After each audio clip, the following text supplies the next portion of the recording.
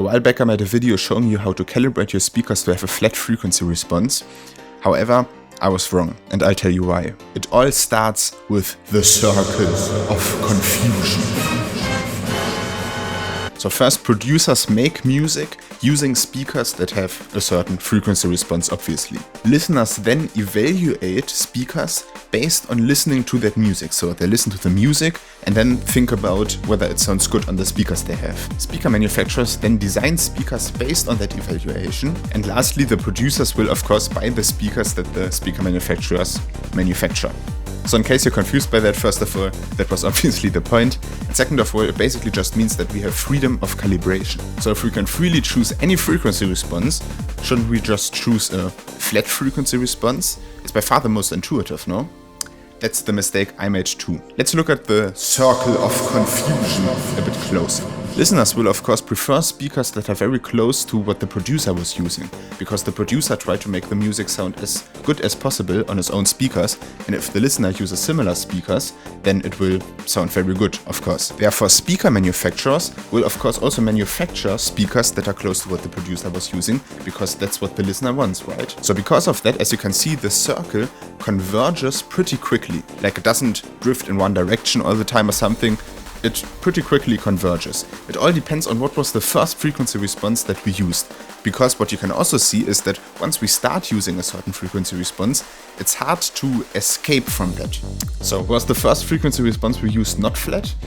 Well, actually it kind of was, but it also kind of wasn't. If you place flat speakers in a room, for you, it will most likely not be flat. This is because the room will most likely not be flat. The reason for that is if you are in a room, then the sound will not only hit you directly, but also reflect off the walls and will hit you indirectly through many ways. The thing is that higher frequencies are much more likely to just get absorbed by things in your room, while lower frequencies are much more likely to reflect back to you. Because of that, the actual frequency response you'll experience will not be flat, but actually have a bit more bass and a bit less high end. This frequency response was of course tested many times, most famously by a company called Harman, which is also why it's commonly referred to as the Harman curve. So this is what the Harman curve looks like. As you can see, it has a bit more bass, a bit less treble. It was determined by just listener experience.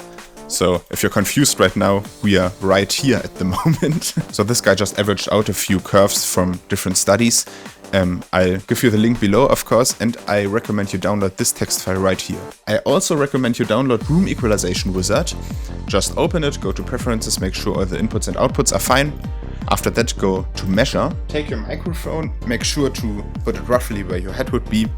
Check levels.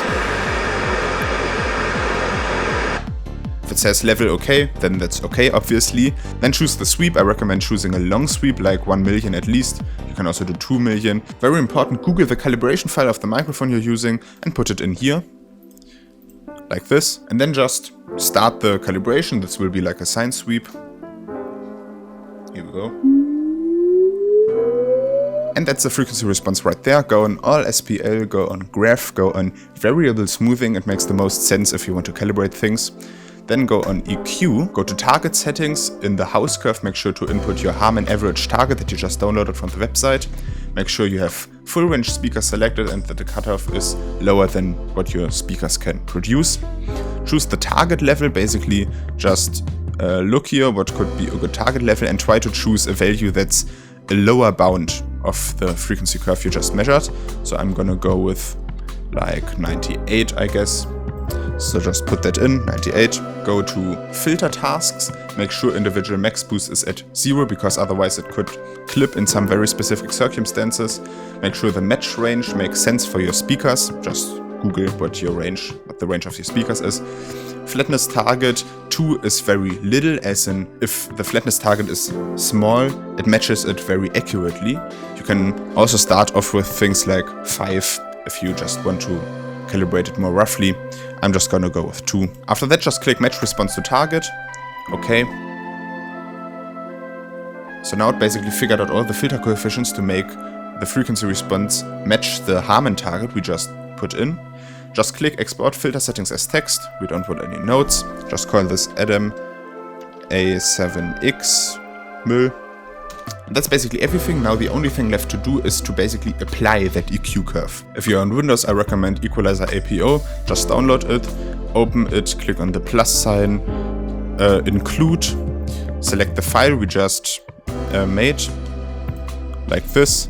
And now you can see this is the correction and it's now applied system-wide. So I hope you understand now why you should never mix with a flat frequency response, and also how to calibrate your speakers and your room to a more optimal frequency response. There will be a part 2 to this video called why you should never mix on flat headphones. You might think like, headphones, they don't really have any reflections like a room does, so maybe those should be flat. But as everything in real life, it's a bit more complicated than that, so I'll see you there. Bye.